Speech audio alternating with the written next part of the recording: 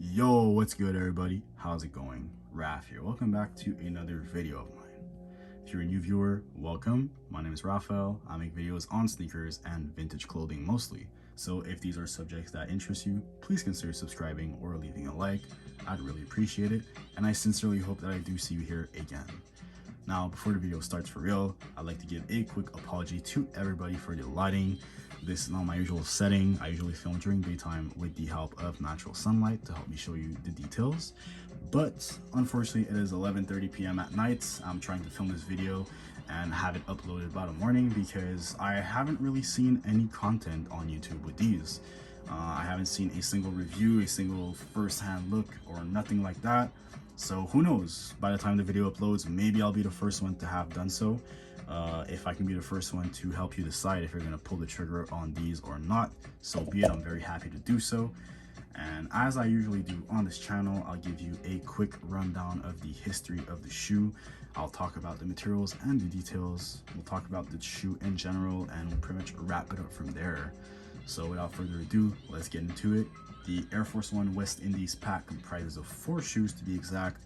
They came out in 2002 through 2006, although they did skip 2005 for whatever reason. Back in 02, pretty much the exact same shoe that you see here comes out, except that instead of University Gold, it's green. Back in 03, these come out, of course, the very shoe that you have in front of you. In 04, they have released my favorite version, which is one with the yellow swoosh and the red outsole. Definitely my favorite. And in 05, like I said, they skipped it. And in 06, they actually released my least favorite version of the shoe, which has a big screen printed logo of the West Indies on the back. Definitely not my favorite. I personally enjoy the simplicity of the earlier ones. But hey, it's all good. A little bit of everything for everybody. Never hurt anyone. So, the West Indies pack actually came out to honor the Caribbean communities of New York, of course. And back in 2002, or just the early 2000s, Mike Parker, I think his name was, I think he was the general director of the limited edition section, sort of like wing at Nike, I guess. So anything more limited had to go through him. And he's actually the one that thought of this. He used to go to the Puerto Rican Day Parade and the West Indian Day Parade in Brooklyn back in the day, and he would see that a lot of people in those communities would wear Air Force Ones, and they used to be a big fan favorite even today. And even today, they still make West Indies versions of shoes. Of course, they keep retroing these, and the Puerto Rican Day as well. Puerto Rican Days have a Puerto Rican flag on the side and on the tongue as well. It's basically a white and navy shoe. It's really dope. But let's get back to the main focus. So, as somebody who grew up in Montreal, which is a very multi-ethnic city, if you do not know, I grew up in a very multi-ethnic neighborhood as well. It's just really great to see that the community is being honored, because a lot of the best people that I know, and I really mean best people as in they're good people, like good people in general, just solid folks, they're all from the islands, man. Some of my best friends growing up were from Guyana. We're actually still best friends to this day. Kevin and Brian, they're 2 brothers. If you guys are watching this, shout out to you. Thank you very much. And I hope you guys are doing good. So yeah, they were originally from Guyana, and man, whenever I'd come up to their place, man, always being served with the best hospitality, of course, and the best wonderful food, man. I love Caribbean food. There's nothing like it, man. But yeah, just a very important sneaker in the Air Force One history and just sneaker culture in general. These hold a lot of weight in my opinion, and these are just, if you know, you know type stuff. Now, without further ado, let's get into the materials and the details, because there are a lot of cool details on this shoe. Now, as you can see, it's made primarily out of this white leather. It's tumbled, but it depends how much tumble there is depending on what panel you're looking at. I personally feel like the back is a lot more textured than the front, if you ask me.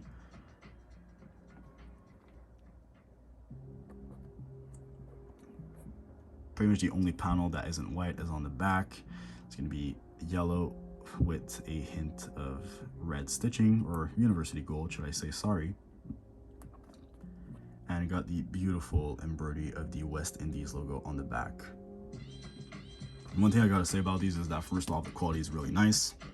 And second, the craftsmanship is also really nice. On this pair there's like one blemish, which is the stitching right here is not perfect, but that's pretty much all I can find that's wrong with the shoe. Apart from that, I was really satisfied with how my pair came out.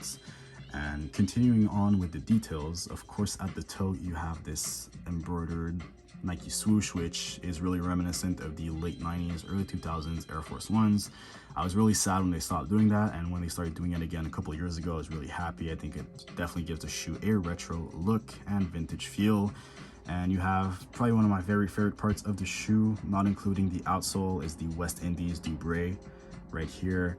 There are a bunch of white dots on it that are put in different places. They're not uniform. I don't really know what that means. If I had to guess, probably a satellite image of the West Indies, but I'm not sure. I could be wrong, could be something entirely different, but this is, if I had to take a wild guess, this would be it. Continuing on with the tongue, you have these cotton laces, of course, and the same tumble leather as the rest of the shoe. And you have a West Indies patch right here that says Anniversary Edition. Now these are very faithful to the OG, but the only difference that I personally found is that on the OGs it didn't say Anniversary Edition. They basically just had a way bigger logo of the West Indies, and honestly it's a detail I can live with. I actually think it looks really cool in that font, the Anniversary Edition. Definitely gives a classic feel to the shoe. And my favorite detail about the shoe actually is going to be the insole, which I'll show you right now. It's of course an outsole that, or actually an insole that comprises of every country and island in the West Indies. Now for my guys Brian and Kevin, we have Guyana right here for you. You have Trinidad, Haiti, Tobago, Cayman Islands, all of those beautiful places, Turks and Caicos. Just a beautiful work of art, and makes me not want to wear this insole with the shoe. Probably gonna replace it with something even more comfortable and probably just expose these. I don't know. I just don't feel like these should have a dirty foot resting on top of them. I don't know. It just gives me, just want to expose that outsole, man. I just want to expose it in my room. But yeah, man, the release on these, I wanted to talk about that because the release on these is interesting. I don't know really what's the status. I don't know if these are out in the US. I know they came out in Canada on July 29th. And even then, they came out in Canada, but they didn't come out everywhere. They didn't come out in Montreal. I think they only came out in Ontario, I think. And you could only get them into, if you wanted to go into the store, you could only get them in Toronto, because I called Livestock before I got them. I called Livestock Montreal, and I called them, and they said that the only location I got them was Toronto, and I had to order them online if I wanted them. So that's exactly what I did. I hate ordering stuff online, but I had to bite the bullet. Fortunately, it all went good. I just get really bad anxiety when ordering stuff online. It's just, I live in an apartment complex and I don't want anything to be stolen of value, which, bro, these shoes weren't cheap, man. It was $180 retail, and with the shipping and everything I paid for 2-day express, it was $226 if I'm not mistaken. So $226 Canadian. And like I said, I don't know when these are going to come out in the US. I read somewhere that these would release in time for the West Indian Day Festival in September in Brooklyn. But I mean, that's what I read. I'm not sure, but these came out actually in time for a Caribana festival in Toronto. If you don't know, Toronto has a really big Caribbean community, and they basically the whole campaign for the shoe was like the whole Caribana festival. And if you go on Livestock, you'll see the whole ad campaign. It's actually really cool. They shot a really cool video in Toronto for the promotion of the shoe. So yeah, I don't know if I'm the only one on YouTube with these because of how limited they are. I mean, these are a quick strike, but the thing is that these sold out, but the green ones didn't, which is what I find interesting, because the green ones did not sell out, most definitely. You can actually still find some very small size if you look good enough for retail, like on those sites. I think it was like a 7, I think I saw, but I know I definitely saw a pair still available. So they definitely didn't sell out, but these did, because I got them on August 2nd, and August 3rd I looked, and pretty much no sizes were left. Only pretty much like size, what, like 3.5 men, like, so like 5 women, like 5.5, 6 women. So yeah, very small sizes left. So get them while you can if you still got your size on the site. And you know, I realized that I never showed you the box, which I think is a really cool detail actually, so let's go ahead and do that. But they basically try to recreate the OG Nike sportswear box that they had back in the early 2000s, and I actually compared it to an OG box from back then for like 05 I think, and it was actually really faithful. The only difference pretty much is that the tag is orange on the OG, and as you can see, the tag reads Air Force One Low Retro Quick Strike in white and University Gold. I got these in a size 10, of course, half a size down than my usual size. It's what I recommend in Air Force Ones if you've never had a pair. If you had a pair, then you know that Air Force Ones run really, really big and they're really heavy and clunky on foot. But guys, I think this is gonna do it for this review. I really appreciate everybody watching and tuning in, and I'll see you guys when I see you. Take care of yourselves, and I hope you guys enjoyed the video. Take care. Bye.